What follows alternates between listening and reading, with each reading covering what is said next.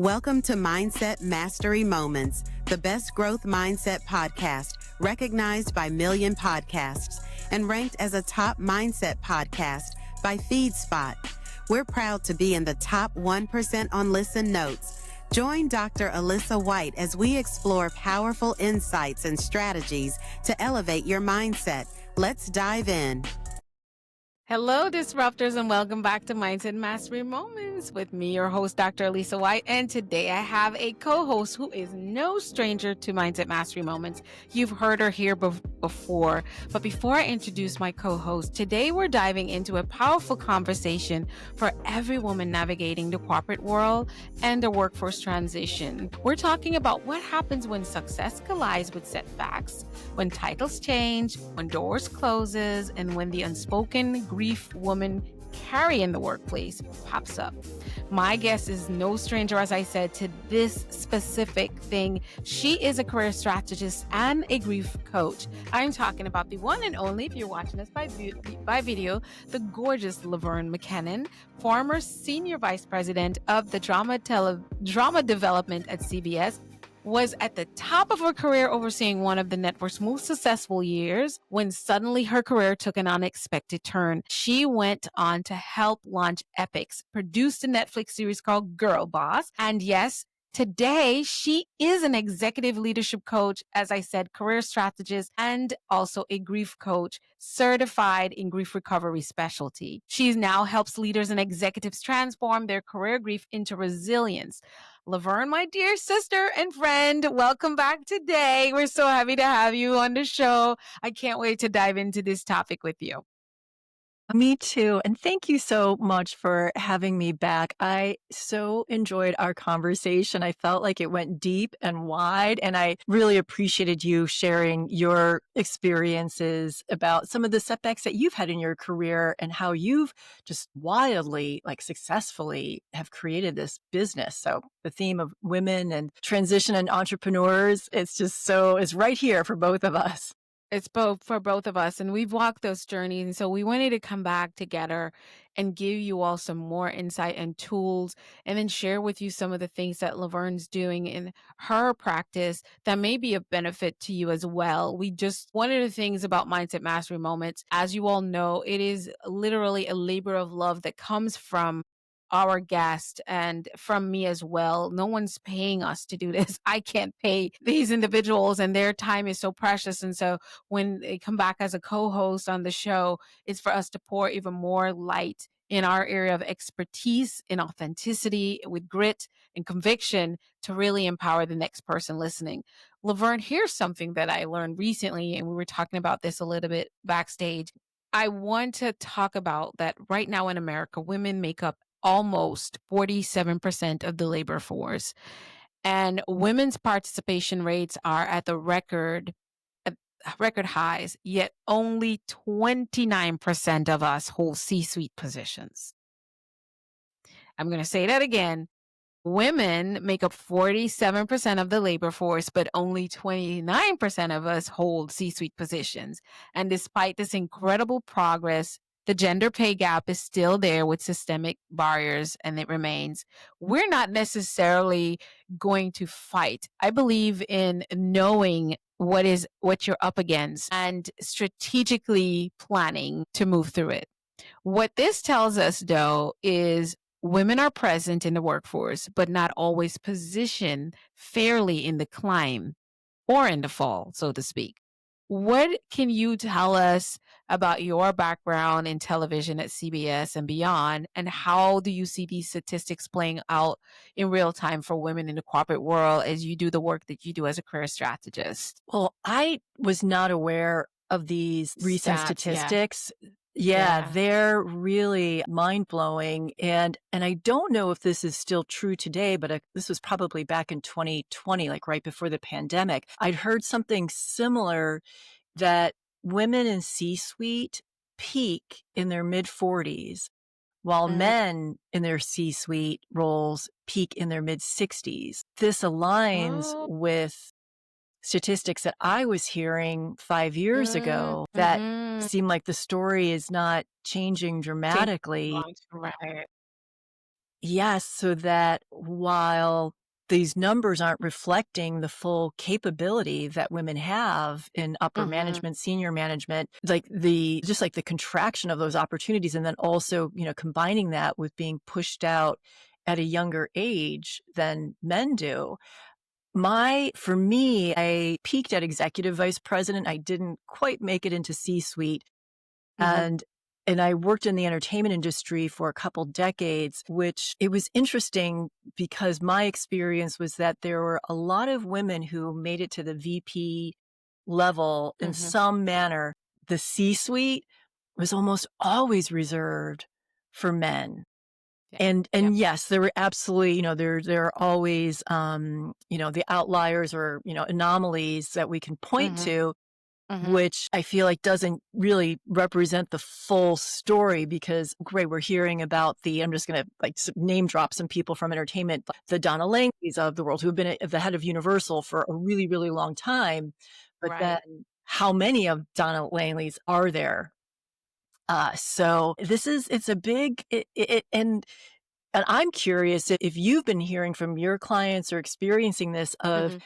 are women being pushed out or are we choosing to tap out because it's the challenges, the lack of support, etc., that I'm using the royal we here, that we're moving into Just it to yeah. becoming entrepreneurs.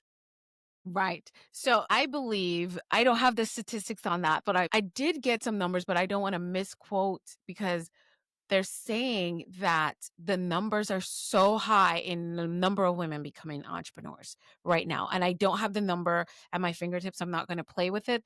But in my experience with clients and colleagues that I work with in my village and extended, there's a mixture of both. A lot of women are being subtly pushed out, not all the way pushed out, like laid off or fired necessarily, but they're like going through these level of burnout that is just like the corporate world is piling up, pushing, blaming, stressing. And so a lot of women that I'm talking to is like, I don't know how much of this I can do.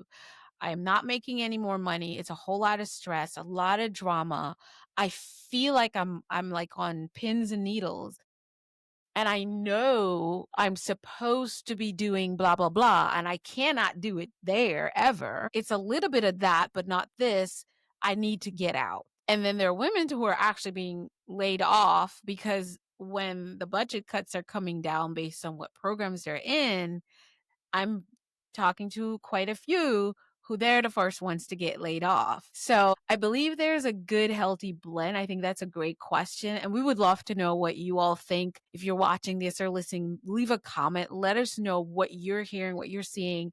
And of course, later on, we can I'm probably going to put the statistics in a newsletter on LinkedIn or something. But whether or not, this is why I believe for us, I wanted us to have the conversation as well, is understanding how you can, because here's the thing, like you did a couple of decades at CBS. So while you are successful in your business now and you're loving it, you had to go through the separation and what I would say the death and burial of that part of your life. So a lot of women that I'm talking to with one side are like, I can't do this anymore. I'm tired, but they're not letting go. And then the next time I talk to them, they either got fired or laid off or just pushed out where it's like they can't come back. One way or the other. Yes, They yeah. can't go back. So it's happening without their approval. I feel like the ones who are on pins and needles, knowing like they're at the end,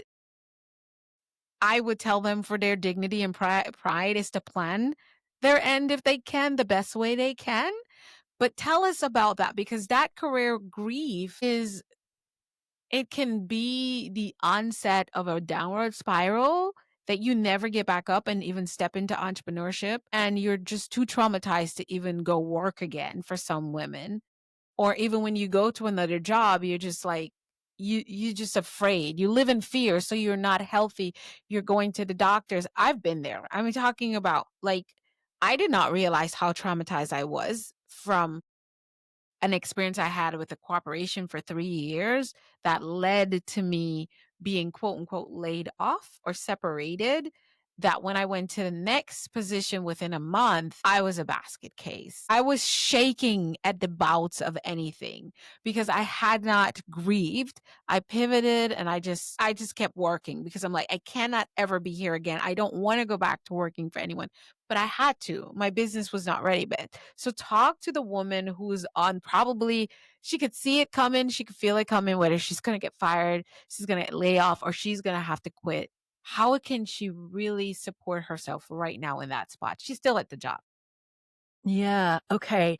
Two thoughts here. The first is, as you were really painting an incredibly vivid picture with that scenario, which is that many women may be actually experiencing anticipatory grief, that they are sensing that something's coming down the pike, whether it will be of Mhm. their choosing or not, but the circumstances and the environment have Mm. changed so significantly that the role that they have, what maybe brought them joy about it, or if they were really invested or passionate, that things have changed and they're going to continue to change so much that they're Yeah. anticipating what's about to happen.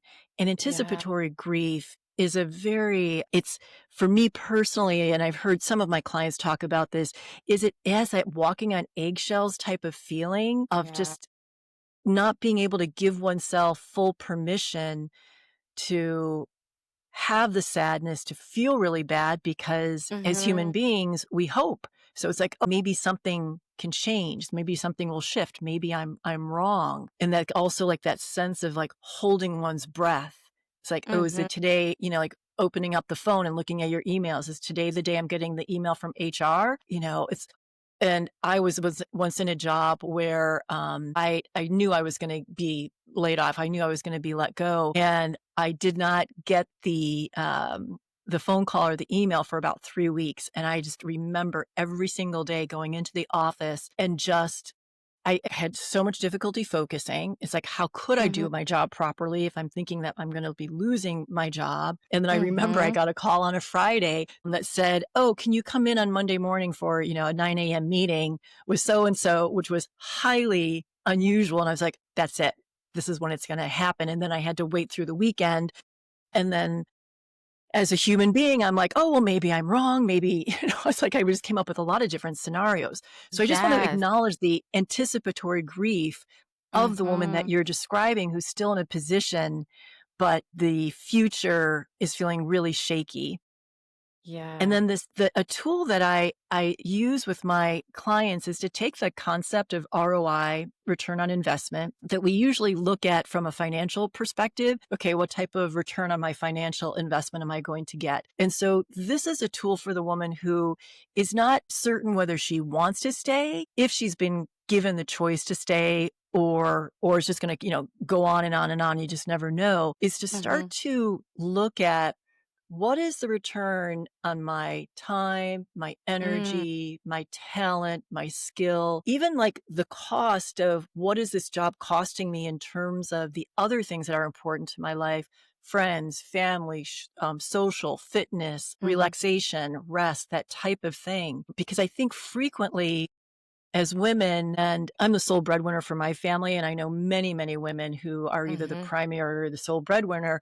So Mhm. there's a lot of pressure of, okay, what's the financial return, which is Mhm. absolutely important. I don't want to diminish it, but I think we also need to look at in making a decision of whether to stay in a company that where the culture has shifted so much.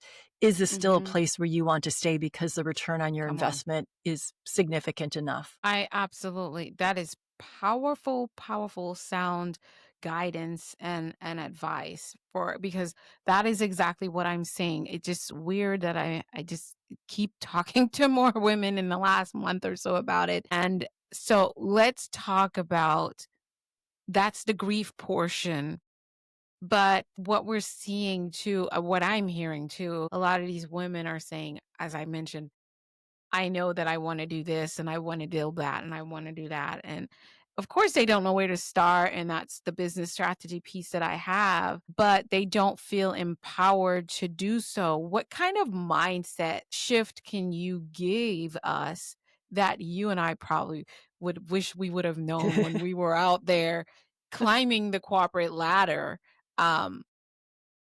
Yes. What we do now was inside our hearts. We wanted did you want to do sort of what you're doing now? What just wasn't clear what it would look like while you were in the corporate world, or did this come to you after? My work as a coach came afterwards as a result, in many ways, from being fired from my job at CBS. And then because I struggled so much with the loss of identity, purpose, and belonging, and then I discovered there's this thing. It's like, first, I didn't know what a coach was. It's like the first time I heard about coaching. Yeah, I was like, I don't play sports. It's like I exercise, but I'm not an athlete. It's like, no, it's not that type of I'm coach. not going to coach anybody, right? Yeah. Right. But at the core of it, and I do think that I hope that this is relatable for your audience, which is my purpose in life has always been about helping other people across their finish line. I was a cheerleader in junior high and high school. And That's what I was going to love, say. Yes. yeah. And so I just was enamored with the entertainment industry, and I still am in many, many ways. But yeah, I just it was, well, I can't say it was like low hanging fruit because it was very difficult. Barriers to entry to entertainment were so high. But so successful. Yeah. I followed that. And then I discovered, oh, it's like I can actually manifest my purpose in so many different ways. Yeah. Alisa, I have to tell you, I am having an extraordinary journey over the last year or so, and I'm excited to share this with your audience. Can't which wait to hear it. is that I believe, and I'm going to get on a soapbox for a moment, that as women in America, as Western women, being raised in a capitalist society, that the values of a capitalist society were internalized by us. And so I know for me and for a lot of my friends and women that I work with is that they also share the internalized values of a capitalist society, which is about productivity, grinding away, not resting until, yeah, exactly, that we've like deserved to rest because we have done so much. And at the heart of that is achievement. So achievement is external validation. Like we do something, we get a raise, we get a promotion, we get hired, and we're like, yes, I'm worthy, I'm valued. Accomplishment is the internal sense of pride and satisfaction of doing something that's aligned with our values, that it's irrelevant what anyone else thinks. Yes. And so I have been making a very concerted effort to literally chop the desire that I have for achievement and external validation, because that is me engaging with a capitalist perspective and culture that I actually don't align with. And so when I think about women in corporate America, which I was one of them, I bought it all, hook, line, and sinker. And every time I got promoted, I was like, yes, I'm on fire, I'm doing it. But what I was doing, I was actually supporting and pushing forward other people's dreams and goals. And and that was my satisfaction, was getting that external achievement. Accomplishment, and which is why I feel like so many women are looking at leaving C-suite or their corporate roles to go into business for themselves, is because it gives us the space for accomplishment. Yes. That we can feel really good about ourselves because our values are aligned with our in a way that reflect our purpose and the impact that we want to put out into the world. This is so powerful. Whew, listen, we can shut it down now, because if you all just took what Laverne just shared and you did that, it will help you get clear about your ROI. It will put some fire on your bottom for why, if you do have a vision and a dream, to get behind it. Listen, I am not, it's funny because I have been somehow this week writing an article. I write newsletters for LinkedIn on my LinkedIn, and I've been back and forth on and off with the concept of external validation. And the thing I want to say is how sneaky it is. But you came in here like a wrecking bomb, my sister, and you completely crushed it. Because here's the thing, you are so absolutely on point, because what you did was give us a diagnosis of how we even got there. So you're like, look, this is how you're really fluffing things up in your world, and why a lot of things aren't working for you and you just feel really bad about yourself. But here's how you got here. It's not just you. There's a whole system that's built, right, to create the struggle you're in so that you can serve the goal that has been in place for quite a few decades, which is capitalism.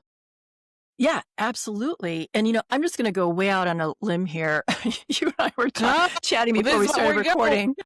Yes. We're both like on 16 hours of a workday, which actually, like back in my corporate days, that working a 16-hour day was like nothing.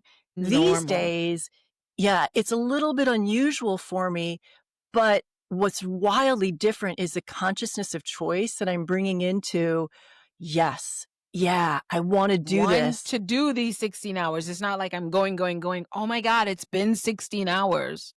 Yeah. And so is going to be upset with me, or I'm going to get pressure, of like, oh, I'm just like not cutting it. It's like in the competition and all of that. Mm-hmm. It's like, I think from our conversations, we're both so connected to the impact that we want to make and the stakes of that. Yes. It's so huge. And but it's a freedom still. So we don't feel like I message you and I'm like, hey, can we push back half an hour? There's some crazy stuff happening in my calendar. And you're like, sure, I'll do that. Because you're not coming to something that doesn't align with you and your soul and what you're on this earth for. Otherwise, just say no. The thing I'm going to tell you for the women who are listening, if it does, don't even show up. That's me. I don't even show up. I'm not even agreeing to come. But if you, for some reason, I committed and I didn't know that it was, and I thought it was in alignment, but found out later, I did give my word, so I'm going to show up. But what you're not going to do is get an extra half hour out of me, right? If it's not like I already just got conned into this thing.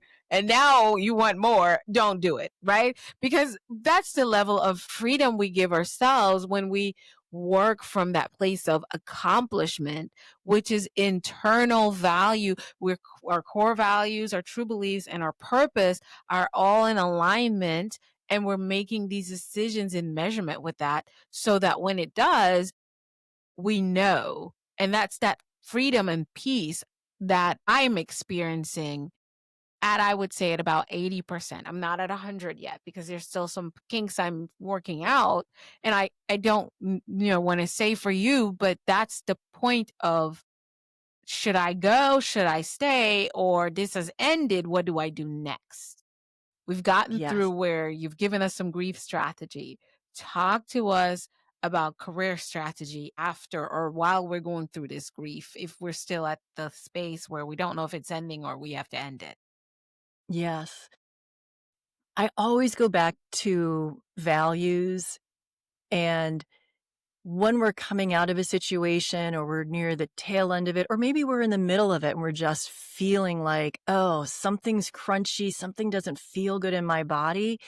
To me, that's a sign to do a values audit, because our values are not chiseled in stone and they change with time, with new data, with experiences. And so, I keep referencing my CBS job, but my values when I was in that job, they just aren't aligned with who I am today. And the idea of curiosity, compassion, courage, love, learning, laughter, those were not on my values radar at all back in my corporate days. It's like my values were about hard work, productivity.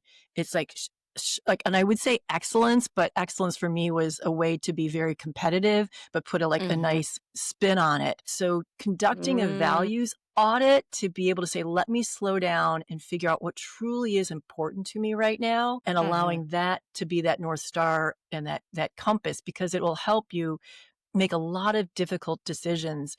And I even encourage people to prioritize their values, because the hard truth is that our values do sometimes conflict with each other. And so having clarity of, in a moment when you're not in crisis and you can be really like grounded and clear of, okay, this is why this is a priority for me over something else, it'll make the decision making more easeful. And so I feel like the values audit is really just an important, like, I don't want to say easy because it requires some self-reflection, It but just it's low-hanging simplifies the fruit. process. Yes, I am in alignment with that 100%. And that's, we talk about there's the values and then it's what you value. And they tend to sound the same, but they're not. What you value and your values. Now, your values, and I'm emphasizing that way, is freedom, love, peace, joy, the values. But then when you prioritize them, it will be what you value to bring that your values are present with. So what do I mean? Because I'm actually doing a tongue twister in real time. What do I mean to take what my sis said further is what she's saying is once you know your values, figure out what you do value now in this season, because your value and what you value is not static. Your values, joy, peace, they are not static either. We go through these different phases in our lives. And if you're going to be a corporate climber and you're going to become an entrepreneur, obviously your value system would have shifted. And I would say, Laverne, this is why a lot of relationships hit these pockets of like, are we going? Are we staying? I can't be friends with her anymore. I don't want to be your woman anymore. We go through that because values, they're not static. They change over time based on what we've learned, what we've experienced, whether it's through trauma or, joy, pain, whatever. We tend to shift those. And so that's why this audit is one of the, like you said, low hanging fruits. This is one of the most simple things that is accessible to you, that you have control of, that you could clarify through this process of this career grief and figuring out where to go next. Because once you figure that out, I say your values it's the needle in your life's compass, right? Where that's what, when it moves, you move. So purpose is your big why, but the values is like the nucleus, that needle that is going to guide the process and what you do next. What are your thoughts on that? 100%. I was just like, oh, I was so admiring what you were saying because you articulated that so beautifully. And yeah, I only fed off of what you've served, sis. We're playing tennis. Like you served us so well. I'm just now piggybacking off of it because it's like some people would hear us and they would think, oh, is she saying that? No, not yesterday's values. She said the ones you have now. This is why she said an audit, because it's not the same. So true. And then I'd love to offer up one other tool, I guess I would call it, is, in terms of transition, that any type of transition or change, it can be scary, anxiety provoking. It's definitely stressful. And I've witnessed a lot of women when they leave a corporate job, and especially if they're the primary or sole breadwinner, that there's a kind of panic that sets in. And I completely get it. I've been there. I've walked in those shoes. And so the inclination is to immediately look for the next job with the exact title. And I did that. It's like I was a creative executive and those were the jobs that I was looking for. Yes. And so we call that foveal vision, FOVEAL. And foveal vision is what you do like when you're reading. So your eyesight literally goes in with precision to be able to look at those specific words. So incredibly valuable. And so as a job hunter, you may be using foveal vision. I am a video editor. I can only find this job. I am a broadcast journalist. I'm only looking for broadcast jobs. What I like to encourage people to do is to use their peripheral vision. So rather than focusing your foveal vision on the job title, you're focusing your foveal vision on, I love to help people across their finish line. And so then when I use my peripheral vision and I start to widen the lens, I'm still focused on, I'm helping people across their finish line. But now it's like, oh, wait, I can do that as a creative executive. I can do that as a professor. well, wait, I can do that as a film and television producer. And I keep Right. widening the lens. I can do this as a career strategist, as a leadership coach. I can do this in so many ways. And so I bring this up because in today's marketplace, a lot of jobs are just disappearing. Mm, Career lanes are being absorbed by artificial intelligence. There's yes. market, there's like industries are contracting. And so Mhm. by widening the lens and using your peripheral vision, you're going to see that there are so many more opportunities that are available to you that are based on your core skills, your values, your talents, and your purpose. And so don't get too hung up on that one single job title.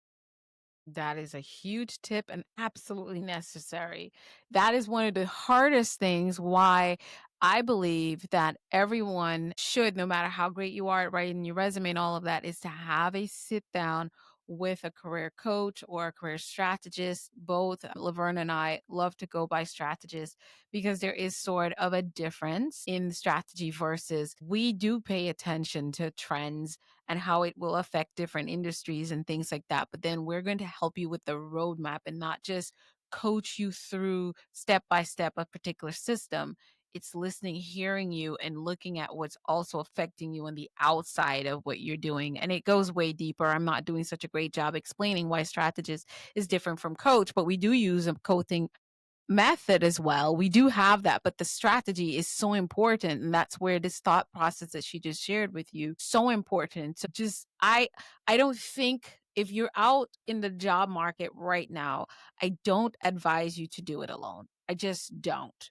Because you don't even I'm gonna tell you, I'm a career strategist, but if I was looking for work, I'm gonna call Laverne. And the reason because I have blind spots on myself. While I would be able to see for someone else, there are some blind spots that I wouldn't catch for myself. So I'm going to go get on her calendar to say, hey, this is where I'm at. This is where I'm going. What is your take? And surrender to her leadership and her guidance in that and her expertise in that area because I don't want to miss anything. Trust me, you can't because again, I feel like the job market and the workforce is shifting rapidly. And I know you hear it all the time. And I'm not trying to, beat a dead horse, so to speak. I'm just saying that strategy is how you navigate it. You can't just be out here looking for a job. It's not going to work. Yeah, absolutely. Yeah, it's I think the most common mistake that I see job seekers make is that they focus immediately on resume, job applications, cover letters, and without the strategy and also the mindset component, it's just so critical to be able Hmm. to access the resilience that's required to be able to go the Go through distance that with a job process. search. Yeah, and Yes. then make the choices that are aligned so that you have sustained success. Now, I completely understand that that there, comes a point where it's like, I just have to take anything. I have bills to be paid, but you can make that from a place of empowerment and values as opposed Hmm. to throwing in the towel and feeling like you failed. It's like, I'm going to take this job as a stepping stone so I can just Stay stabilize eating. my Yeah. finances. Exactly. And then, but this isn't the end game. This is simply a stepping stone. I think about this as like when I worked at McDonald's to help me pay for college. It's like McDonald's was not the end game. I wasn't going to be flipping burgers the rest of my life, but I knew I could do it because it was like, this is just a bridge to get me to the time when I can actually graduate from college. And then I can use that degree as my next stepping, my next tool to get me to my next. And that's a career plan. That's a career plan, and everyone should have one. And this is it's not an option. This is why I meet so many people in their 40s with a master's degree that they don't even remember why they got it in the first place. They don't know what they want to be when they grow up. They've just been being what they've been for the last 20 years, and it was paying them pretty decent or good enough to keep everything going, and they just keep thinking after the kids graduate, when I get this other degree. and they kept putting it off because they didn't have a career plan. I feel like the youths, if you're listening to us and you are in college right now, you are at the right chance to go do that. And if you've been laid off or you're retired, whatever that looks like, and you still need to work, you too should have a career plan. And a career plan is not a career goal. A Yeah. career plan is not a career goal. A career goal is when I graduate, I want to be an attorney or whatever that looks like, or I want to be the manager of all the Macy's across the country. That's a career goal. But a plan is, how do I go from where I am right now to there? Different. And that's where strategists come in, because the forecasting of what's happening in the career industry is, even there going to be a role for someone to be the manager or the area manager of all the Macy's, or will that be a computer or what? We don't know, Yes. but a career strategist, with the work that's available, you can look, and maybe there is another 5 years for those positions. So you might be able to do it. But what's your other plan if it's not there, which is what you need to have? Let's talk to the woman who now, while she's still on the fence, does have that dream and vision of possibly owning her own business, whether it's a flower shop, a coffee shop, a coaching practice, maybe a speaking career, or opening her own preschool. Let's talk into her about, while she still has to work like you did at McDonald's and I did at so many other things, what kind of mindset can that look like to approach one day stepping into this space, and why it's important for her to actually start now working on it? I had a business coach that told me, fast is slow, slow is fast. And I've made this mistake. I think this is the fourth or fifth business that I've started. My first business as a coach, but I had four different businesses when I was in the entertainment industry as an entrepreneur. And I think the Wow. fifth time I finally learned this lesson, which is that we can't speed it up. We can't do everything all at once. And then this goes back to capitalist society, because we've been told that we can if we Can just have work it all. harder and smarter. And that is an absolute mistaken belief. It's like leads to burnout, and then we fry ourselves. And so, and I know this is going to sound counterintuitive, but I've had my coaching business for over 10 years, but it's only in the last 2 years that I have devoted like For the 95% of full-time my to grow professional it and time. scale it. Yeah. So I took almost 8 years. And I also do not like the word side hustle, because even though it wasn't my primary job, I was still Still, like it's devoted, nothing committed. side about it. That was 40 hours for the man, 80 hours for that is not a side hustle. That's a full-time relationship. It If completely I'm is. seeing you 10 hours a week, we are married. Hello. So that Yes. is nothing side hustle about that. And I do spend more than 10 hours on my vision and my personal goals. So yeah, it's a full-time thing. Oh, yeah, absolutely. And again, I mean, this might not align for everybody, but I'm just like a big advocate of letting things, staying engaged and attached, because these things just take time. So like, I even remember I've my business is an LLC, and that Mm-hmm. costs like $1,200 to set up the paperwork and all of that for it. But I had to budget for that. And so Right. it took me time Yes. to be able to set aside the $1,200. If Mm-hmm. coaching at the time 10 years ago was my only job, the stress and the anxiety around trying to make these things happen Figuring out to where be able you to get pay my clients. bills. Yeah. Yes. And then also, at least in terms of my pivot, it required a lot of training, certifications. So I had to give myself the space and time to To be able learn. to. Exactly. And while I'm a big believer of learning on the job, I also was like, I just need to give myself some space. And Yes. so I just really like being able to, when it's within our control, to be able to dial down anxiety and stress as much as possible. So then I have clear head, and I can make Mm-hmm. good choices for myself to say, okay, do I Mm-hmm. need the LLC right now? Can I wait Mm-hmm. 6 months or a year so that I can Mm-hmm. actually invest more in my training And so I can start to evaluate and make those like smarter decisions for the health of my business and for my own physical and For mental your and own spiritual health. well-being. Yes. First, because you can't pour from an empty cup. If you're burnt out, how are you really going to coach anyone, really, truly? And I love that. I just had a conversation with Katrina Farrell from Australia here on the podcast. And we were talking about with all the commercials that are targeted, coach, are you not making less than 6 figures a month? Or you should get this funnel. Or why are you only making less than 10,000 a month? Okay, so first of all, if you're making 10,000 off your coaching practice, please go ahead and you can go get your favorite glass of wine or whatever and just dance. Okay? Don't let these people tell you nonsense, because somehow people trust you to put that much money in your hands and look at what you have to offer as valuable. You can get to 100K, but it doesn't have to be now.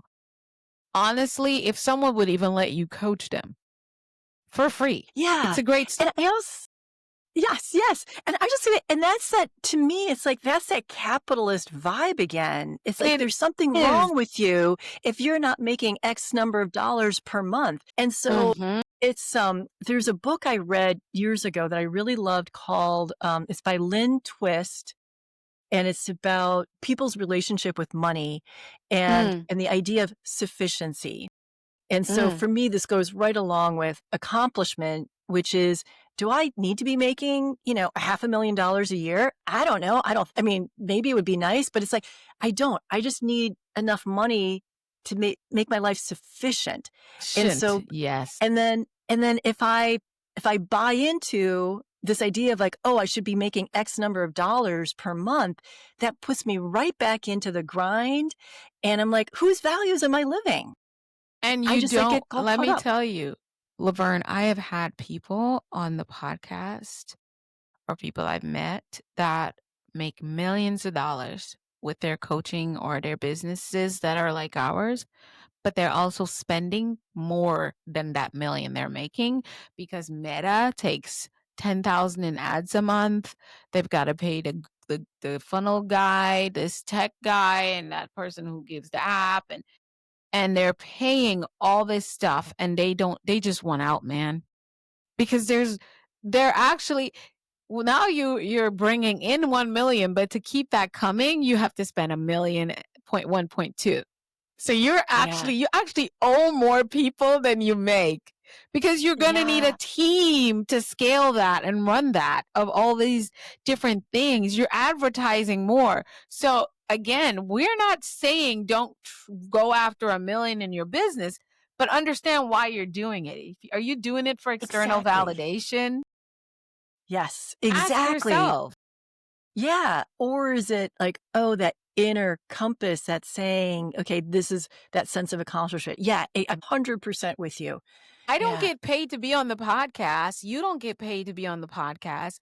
But we walk away from the experience feeling like if just one person listened and experienced a change from being in a career grief, from feeling like they can't make it through, to having some semblance of hope to push to the next day, to reach out and make a phone call and get with a coach or a strategist to move through, like this becomes a catalyst for one person to experience change and break through, we would have done our job and we could sleep, and we are going to sleep very well, because you know what, at the end of the day, we still have a roof overhead, we have food. And honestly, it sounds so basic, but what happened in 2020 when we had everything shut down? Where did we all go back to? We were fighting, not me or Laverne, for toilet paper. And for me, who came from a third world country where I've used the leaves in the jungle when I'm walking around, because we went out like walking, we didn't have the toilet paper. Someone forgot to bring it. We used the leaf to wipe our bottoms. TMI, and we have washed our bottoms and all this stuff. And so we were laughing because we're from a third world country where toilet paper wasn't always there and we use other things. So we were like, what? They really think they're going to die if they don't get toilet paper? But they did, because that's what they're used to. And so while we were laughing, it was needed. But it still was, it was so basic that toilet paper was a fight. No one was fighting for jobs. No one was fighting for money. We were fighting for toilet paper. We were taking all the water out the stores. Eggs went through the roof. It was still food, clothing, and shelter, and being safe is what we all were fighting for. Survival. So when we start thinking about $1 million, the question is like, do I really need $500,000? It would be nice, but I don't need it. She knows how much she needs to keep her economy and her family going, and so do I.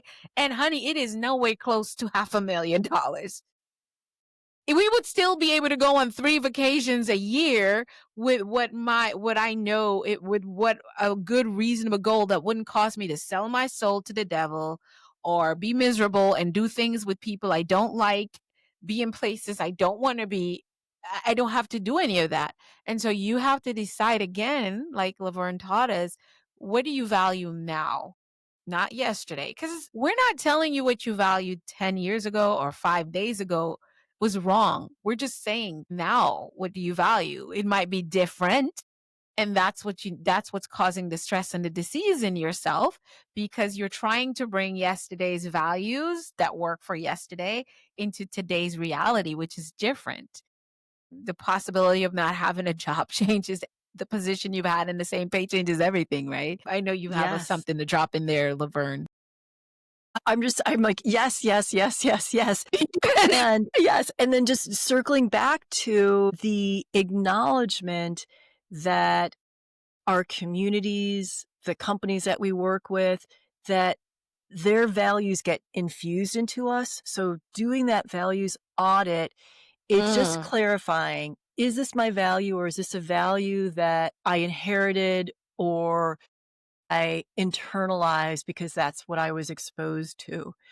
And and I really appreciated what you said too, just in terms of like, and I use the word grumpy, it's like, if you're feeling grumpy, if you're feeling dis-ease, that's a sign to slow things down and to do that values audit, because values are being stepped on either by you, by someone else, by a situation.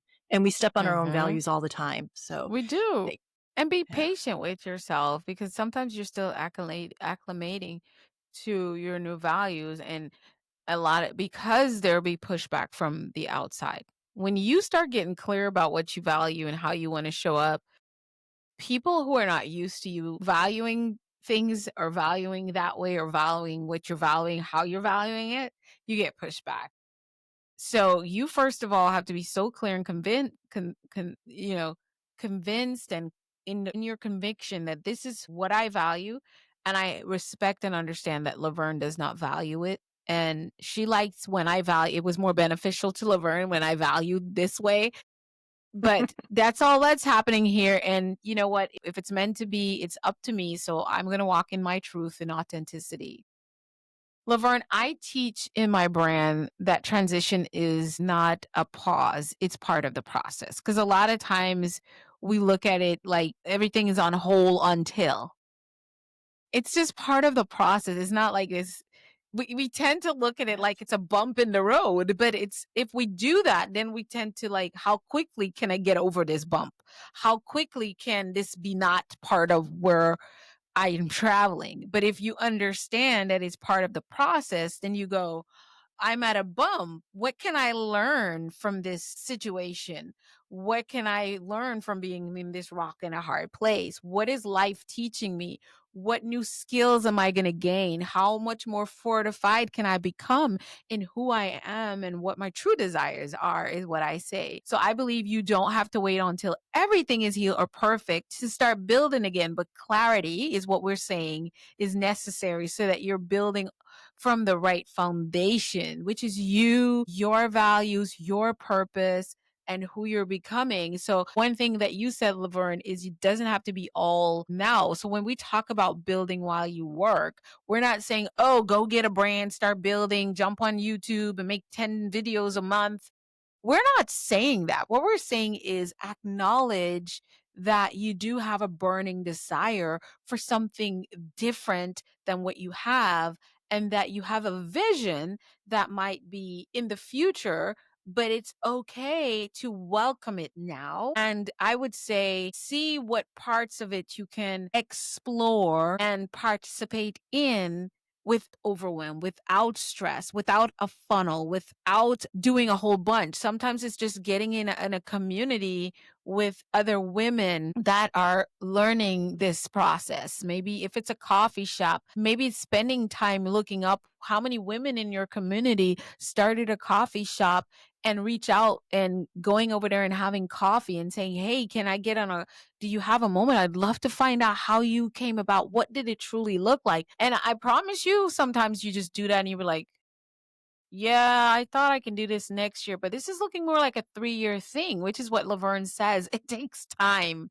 But having a strategy and a plan in place and knowing how much you can engage over time and making a space and room to dream, just dreaming is so valuable. When you allow yourself the space to dream, and then maybe sitting with a career strategist like Laverne or myself, because I believe a business is a part of your career. It's still all career. Yes. That's why I feel like Yes. it's redundant when I say career, life, and business strategy. There's no career without you, which that's your life, and there's no business without it being part of you and who you are as a person, and then it becoming a career, because that's what Laverne was saying. Her building her brand while she was in corporate or building businesses was not a side hustle. This thing was real. So talk to us about that and what your thoughts are on building while you work. Well, you mentioned transition. And so building while your work, it's initiating the transition. And what's inherent in transition are two things. One is it's human. We are constantly transitioning, and it's part of what's makes us human. So resisting transition is just resisting who we naturally are.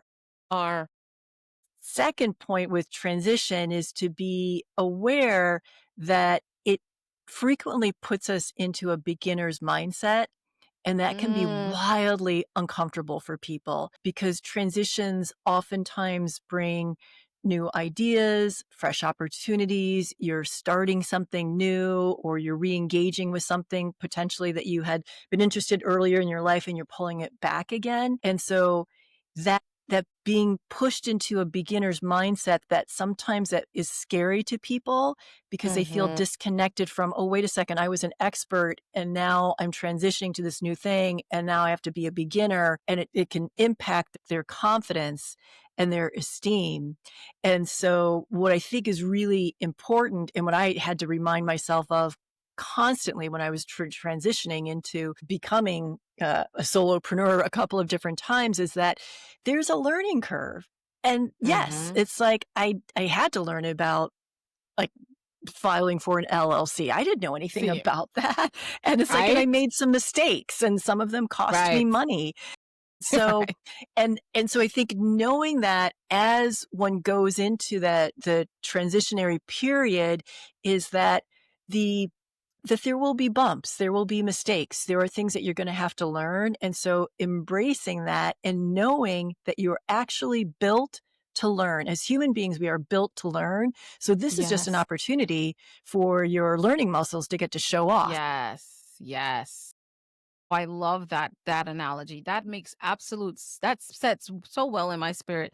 Building the muscle. I love that. Oh, listen, disruptors, you guys are we're pouring from, we did not plan or script this. We just had an idea of what we wanted to talk about. But I really want you to think of all of it as part of who you are, what you are. And if you're going to build while you work, to really have a strategy behind it.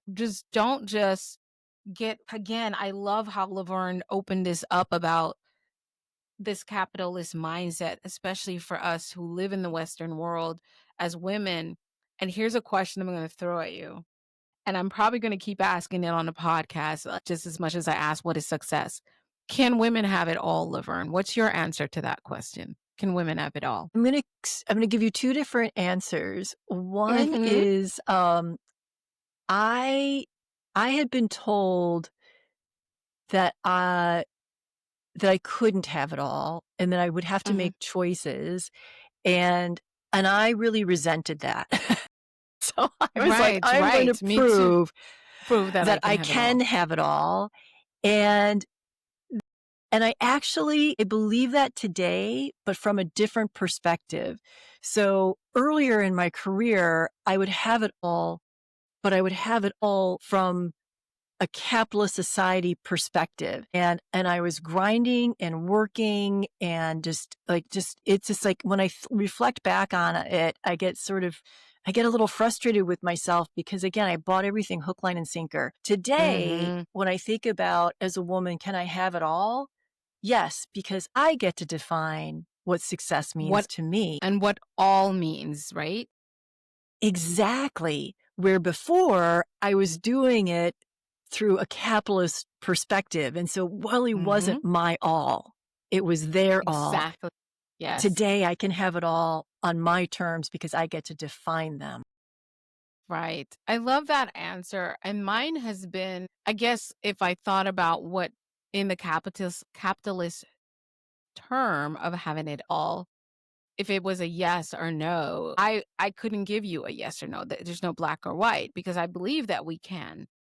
I guess one of my answers became, and I did have this at a conference I spoke at, I said, first of all, as a woman, determine what all means for you before you even answer that. And then secondly is I feel like we can't have it all, but a lot of times when we think of having it all is doing it on my own. That's such a great insight. Yes.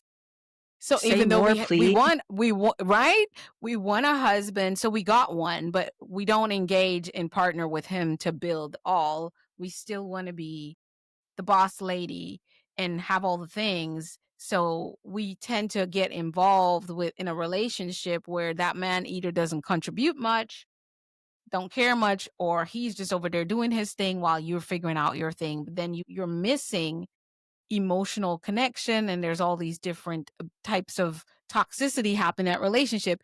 But when you step out as a couple, you're a power couple, right? So on paper, you have it all because you guys are successful financially in your careers and you make money, you have a beautiful house, you have adorable children who are going to great schools, they're doing well in school.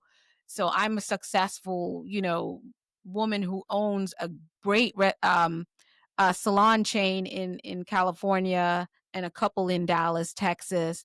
And my husband, he works for Boeing as an executive. So can we have it all on paper? But that woman, her husband, she doesn't see him very often.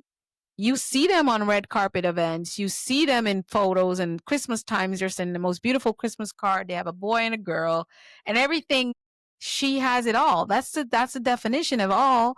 But inside, she feels like she hits about 45 and she's kind of empty and dissatisfied.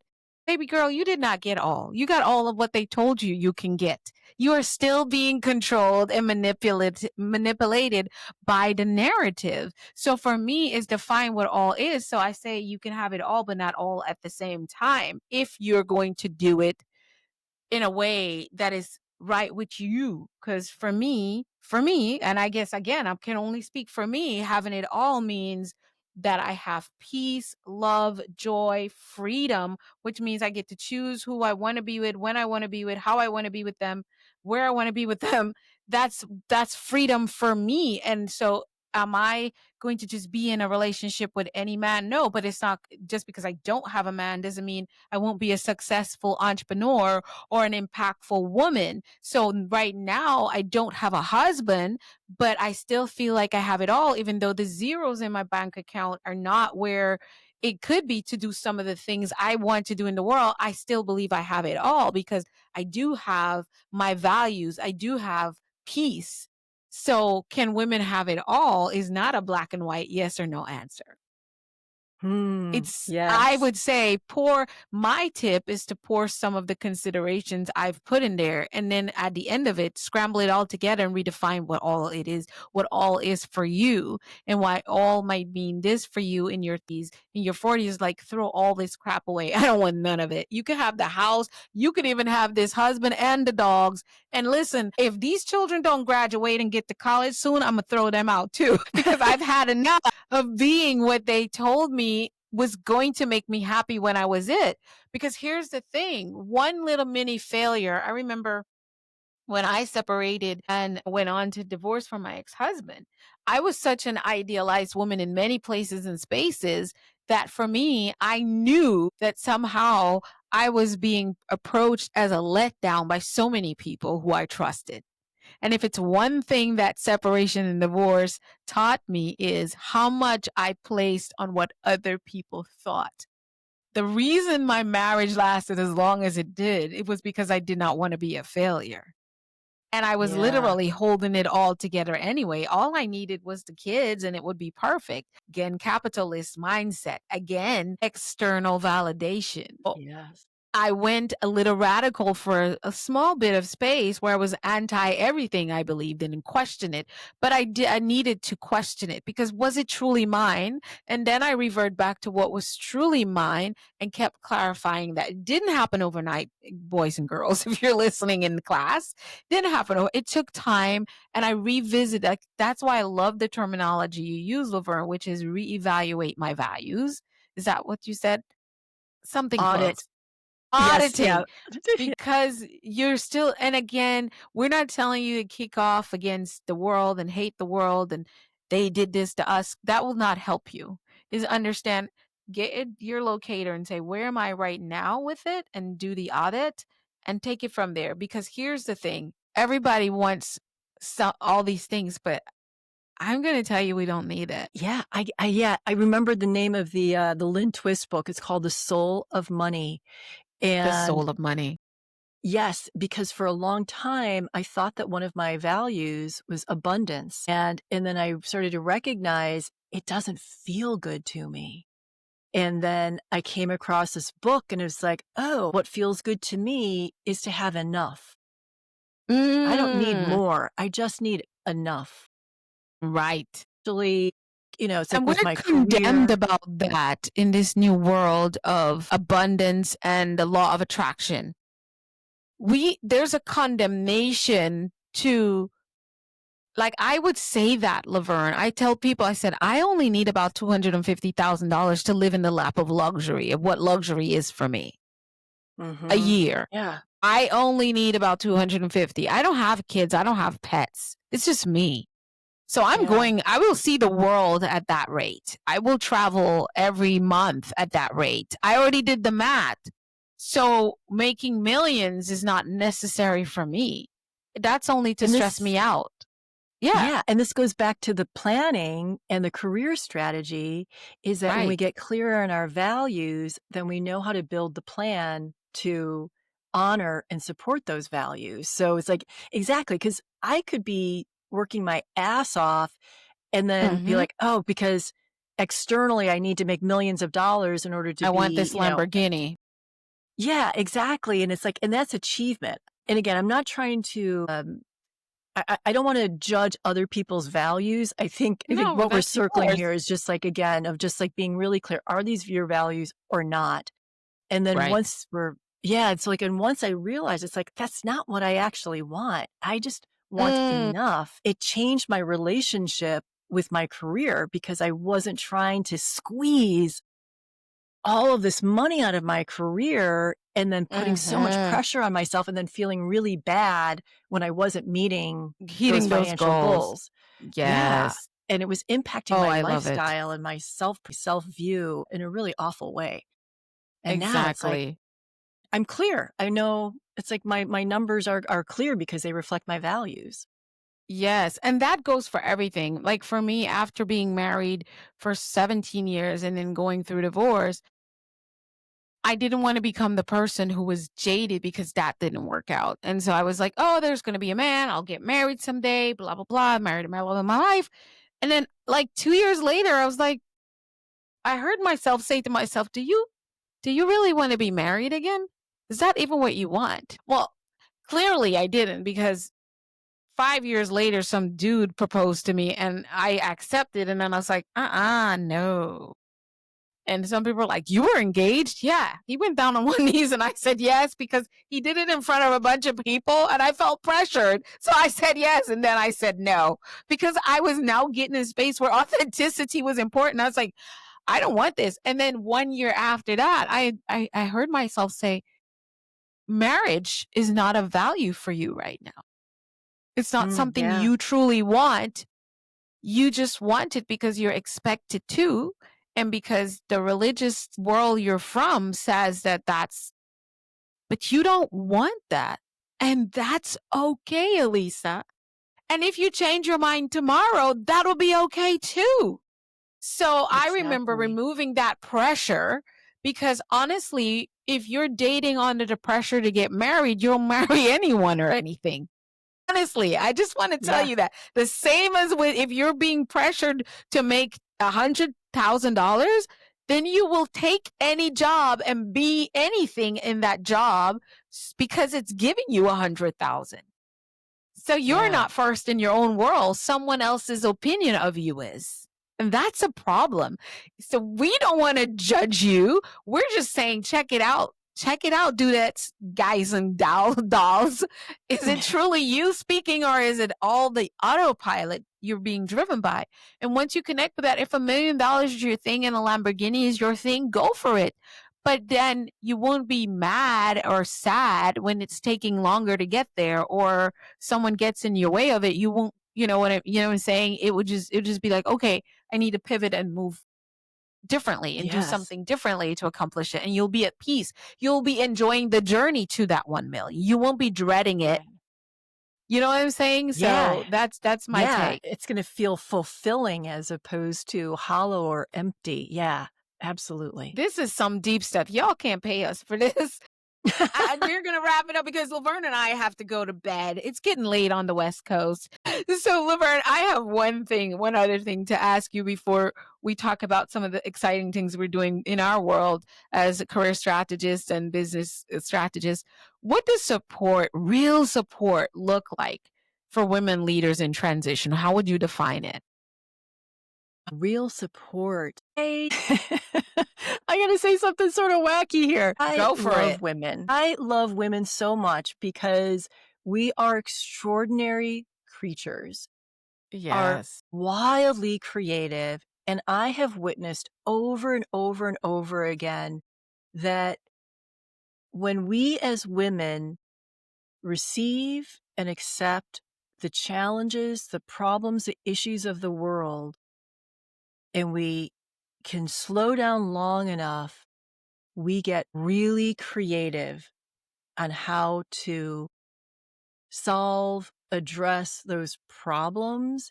And so the support that I believe that women in transition need is a safe space in which to speak their truth, tap into their wisdom, speak in first drafts, have a discovery process. And whether that's with your bestie who just knows how to hold space, whether it's with a career strategist, a business coach, a therapist, a workshop, journaling just with yourself.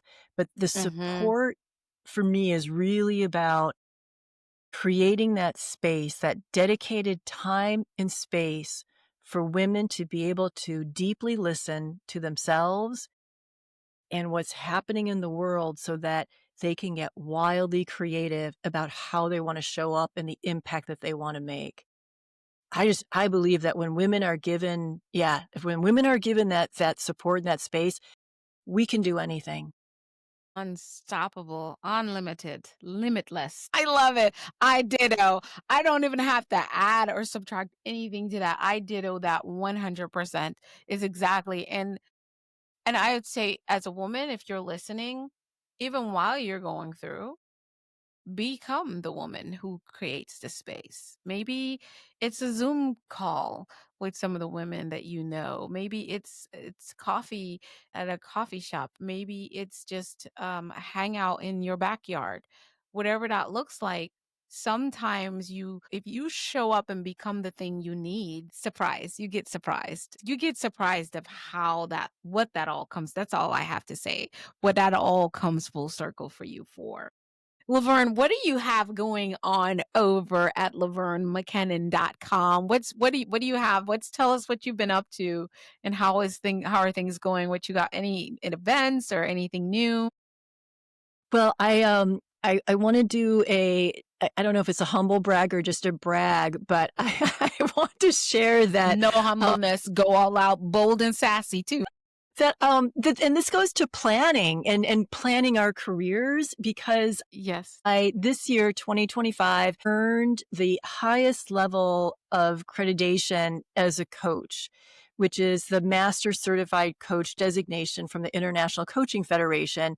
And only 3% of coaches worldwide have an MCC. And congratulations. Thank you. When I first started training as a coach over 10 years ago, and I learned about these, like the different levels of credit, I was like, I want to be that highest level of coach. Back then, it was because I was driven towards achievement. And then over time, it switched. And I was like, I want that sense of accomplishment. I want to be challenged, and I want to really learn and grow.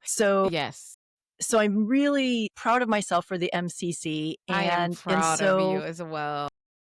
Thank you. So in 2026, I'm running with that MCC, and I'm going to be expanding my group offerings to be able to support people who are in transition, especially around the grief work, the career grief work. And so I would love to encourage any listeners to go to my website, lavernemckinnon.com, check out the groups for 2026. And then secondly, if I could just give one other little push, which is we talked a lot about values and doing a values audit. I do have a Substack, and if people would like to have a workbook to help them do a values audit, just sign up for my Substack, Laverne McKinnon. I also go my Moonshot Mentor on Substack, and you will get a values workbook to help you with audit.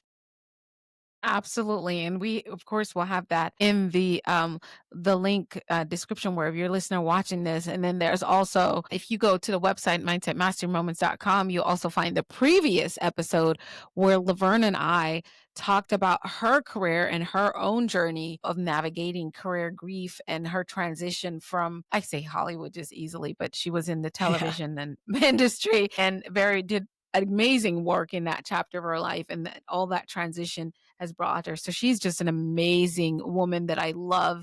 She's part of my network, and I would say part of my village, and she will pop back in here whenever she and I have the time to get on here. But I would love for you to connect with her and let her know you heard this episode. I can't wait to hear this episode, because we talked about so many things that are really current and real for our time and what women are working through. And I would say women are winning through, because I speak it as I see it. And so a lot of times we say getting through or going through, but I will say winning through, because as long as you keep going through with the right strategy and support systems, you are going to win. And that's why you found this episode, whether you're watching it on YouTube or you just got the snippet here, is to go listen to the whole thing. Connect with Laverne at lavernemckinnon.com. On my end, I just launched a school community for individuals who are building while they work.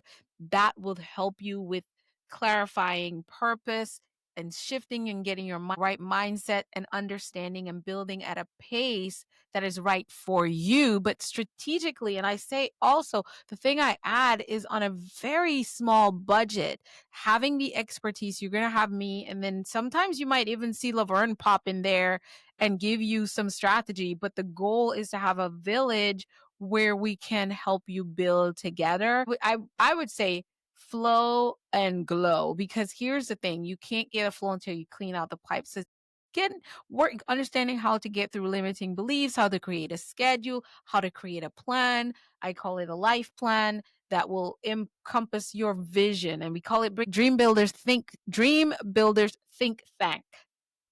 I'm tongue tied. I keep telling y'all, but you believe it. Dream Builders Think Tank, and it's where visionaries become doers. You just don't dream about it, you do it, and there's a pace. And that's one thing I hope you heard from us today: is there's a pace. And there is, unfortunately, I have to tell you, a right way to go about building your vision. So connect with us on whatever level you need to work on. All the link is in there for Laverne, and you all know where to find me. We really love that you listen to this. Let us know what your thoughts are. Chime in. And if you would love to hear Laverne and I talk some more about this area, just tell us what you want to hear on this space. And we'll come back as soon as we can, because we have people we serve and we got lives, but we will hop back in here and address some of those questions or topics as soon as we can. Laverne, is there anything else you wanted to add before we go? You are so inspiring. I wish that your program was available 15 years ago, 10 years ago, when I was starting to make my transition, because you're so right. I went down so many paths and wasted so much time. I'm in a mastermind right now because I have a different business coach that I'm working with. As soon as I started working with business coaches and coaches, it's like things and I loved what you said about like the flow and glow. Yeah. It just like cleared out all this gunk and wow, I'm so excited for your program. And now you have a flow and you glow up. You glow up. You literally do. Like I'm going to tell you, when you're in the right space with the right people for you, you glow up. And it's really, you can see it from the inside out. It doesn't hide on the outside. You just look different. You're more confident. You articulate. I'm sitting here watching from our nonprofit end. You talk about starting an LLC. This year we did Mindset Mastery 360 as a nonprofit. And in that space, everything we do is we pour into people. This podcast is a big catalyst for them. But I'm watching so many of the youths writing books.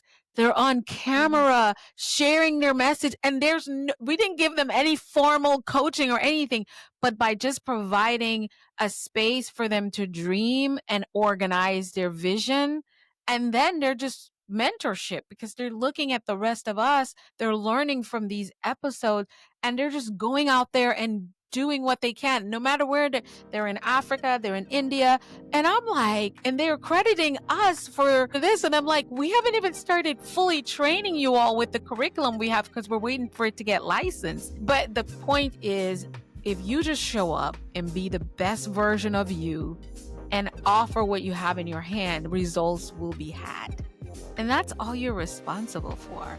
That's what we came to do. And we're getting off here. It's LaverneMcKinnon.com, moonshotmentor.substack.com. It's in the description. Go check her out and connect with her. I'm promising you, get a career strategy, even if you still have a job, but you know there's more in your life. Get a career strategy. It's important. All right, guys, we're going to say goodbye. As always, keep mastering your mindset. Think, speak, do, become. I'm Dr. Alisa with my co-host, Laverne, saying we will see you next time. Bye now.